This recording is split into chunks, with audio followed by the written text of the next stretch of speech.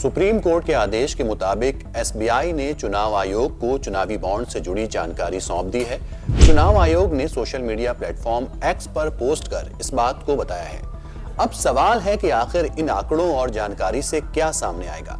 नमस्कार, आप देख रहे हैं एनवीटी ऑनलाइन और मैं हूं आसिफ इकबाल। सबसे पहले बात करते हैं कि सुप्रीम कोर्ट ने एसबीआई से क्या जानकारी चुनाव आयोग को उपलब्ध कराने को कही।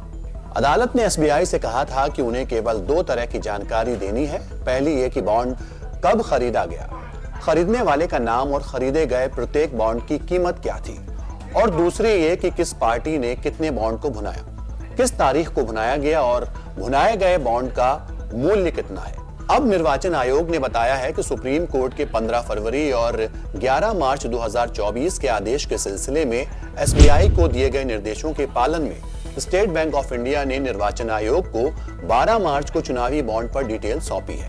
अब चुनाव आयोग को दो काम करने हैं। पहला ये कि 13 मार्च को किसी भी समय ईसी की वेबसाइट पर पार्टियों में इलेक्शन की बॉन्ड योगदान पर अपना डेटा अपलोड करना होगा। दूसरा, 15 मार्च शाम 5 बजे तक इलेक्शन कमीशन को इलेक्शन बॉन्ड पर एसबीआई डेटा अपलोड करना होगा। पहला डेटा सेट पहले से ही सार्वजनिक डोमेन में उपलब्ध है। सुप्रीम कोर्ट ने इसे अपलोड करने के लिए कहा ताकि इलेक्टोरल बॉन्ड से संबंधित सभी डेटा एक ही स्थान पर रहे। अब सवाल यह है कि आम लोगों को क्या जानकारी मिलेगी, क्या पता चलेगा कि किसने किस पार्टी को कितना चंदा दिया। जवाब है जरूरी तौर पर नहीं। इसके पीछे 3 वजह हैं। पहली वजह यह है कि सुप्रीम कोर्ट ने कहा है कि वो चंदा लेने वाले दलों के साथ चंदा देने वालों के मिलान के लिए नहीं कह रहा है। उदाहरण के लिए अगर कंपनी एक्स ने बताया है कि उसने 100 रुपए का इलेक्शन बॉन्ड खरीदा है और पार्टी वाई ये कहती है कि हमें 100 रुपए मिले हैं, तो हम ये नहीं मान सकते कि एक्स ने वाई को दिया है। दूसरा, एसबीआई की तरफ से दी गई डिटेल में प्रत्येक बॉन्ड को मिला यूनिक नंबर शामिल हो भी सकता है और नहीं भी। अगर ये संख्या खरीदारों और प्राप्तकर्ताओं दोनों की जानकारी में है तो किसी को भी पार्टियों को दिए गए दान का मिलान करने की अनुमति मिल जाएगी। तीसरा, ये मानते हुए भी कि यूनिक नंबर उपलब्ध है, हम डोनर को सही कॉर्पोरेट पहचान के बारे में ज्यादा समझदार नहीं हो सकते हैं, क्योंकि जब इलेक्शन बॉन्ड पेश किए गए थे तो कंपनी अधिनियम में संशोधन ने किसी भी कंपनी को, चाहे वो कितनी भी नई या कितनी घाटे में चल रही हो, इन बॉन्डों को खरीदने की अनुमति दी थी।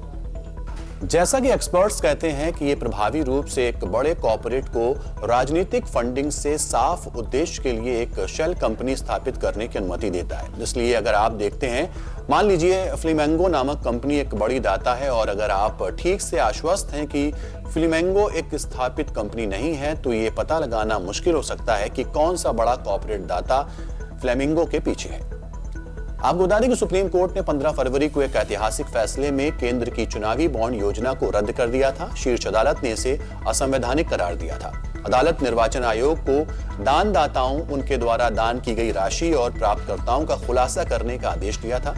एसबीआई ने 2018 में योजना की शुरुआत के बाद से 30 किश्तों में 16,518 करोड़ रुपए के चुनावी बॉन्ड जारी किए। एसबीआई ने विवरण का खुलासा करने के लिए 30 जून तक का समय मांगा था। हालांकि शीर्ष अदालत ने बैंक की याचिका खारिज कर दी और उसे 12 मार्च तक कामकाजी समय समाप्त होने तक सभी विवरण निर्वाचन आयोग को सौंपने को कहा गया था।